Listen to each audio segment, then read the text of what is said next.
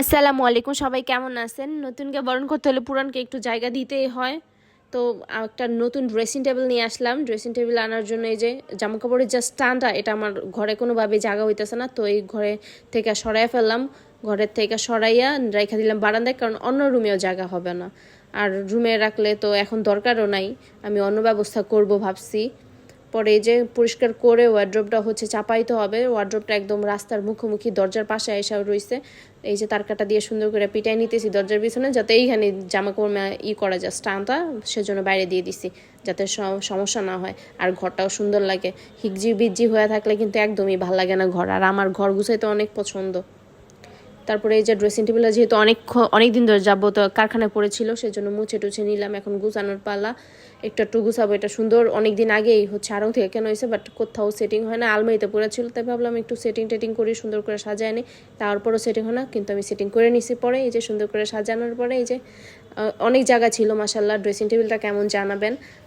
আর এই যে সুন্দর করে সাজিয়ে নিলাম। পরে ভাবলাম যে খালি লাগতে সাইডে একটা গাছ দিয়ে দিই। পরে আরেক রুমে ছিল এটা ওইখান থেকে এনে এখানে দিয়ে দিই। গুছানো টুছানো শেষ, এখন চলে গেলাম একটু নাস্তা বানাইতে। যেহেতু বিকালবেলা সন্ধ্যাবেলা কিছু না কিছু খাইতে হয়, না খাইলে অবশ্য ভাল লাগে না। জানি না এটা কি সবার নাকি আমারই, কিছু না কিছু খাইতে হবে। আর বেশি আপনাদেরও কি সন্ধ্যাবেলা কিছু না কিছু আমার মতো খাইতে ইচ্ছা করে? যাই হোক, কিছু না কিছু খাওয়া দিয়ে কথা।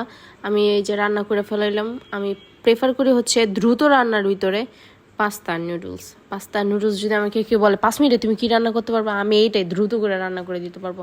আমি আজকে একটা নর্মাল পাস্তা রান্না করছি।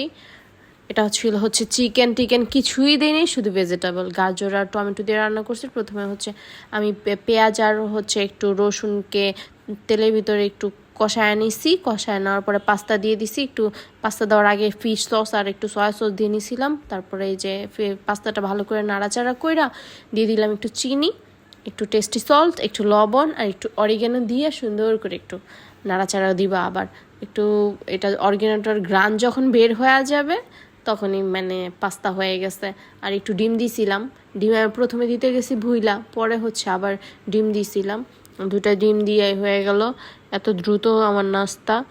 আর এই পাস্তাই আমি এত পছন্দ করি যে সপ্তাহে মিনিমাম 5 দিন আমি সন্ধ্যায় পাস্তা খাই। আমার পাস্তার প্রশংসা মাশাআল্লাহ ভালোই আছে।